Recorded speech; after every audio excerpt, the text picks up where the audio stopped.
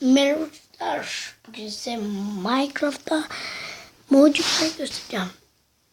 Gereken uygulamalar Mod for Minecraft P ve Block Launcher. Bunları yüklersiniz artık. Tıklayalım. Lan. Too many items modu. Bu çok güzel bir mod. Bakın. Şimdi birazdan göstereceğim. Evet.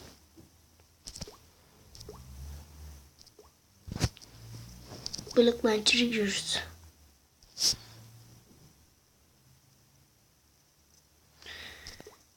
İngiliz anahtarını tıklıyoruz.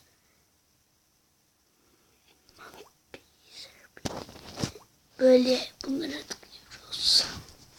Tamamdır arkadaşlar. Oldu. Mesela bu benim gibi. Şimdi bakın şuradaki M işaretine tıklıyoruz. Ne diyeyim? Şuna bir tıklayalım mesela. Ya da vazgeçtiğim armor. Diamond Helmet. Full stick. Geldi. Bu oyun hilesi hatta. Multiplayer oynarken. Boşver. Bakın.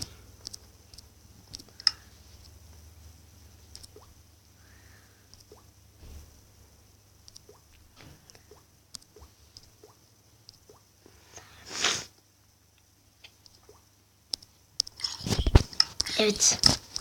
İstediğiniz her şeyi oradan alabilirsiniz. Ama bu arada bakın gece gündüz yapabilirsiniz buradan. Oyun modunu Creatives ve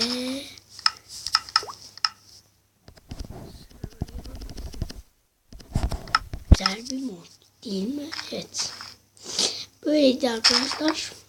Abone ol, kanalıma abone olmayı unutmayın. İyi akşamlar.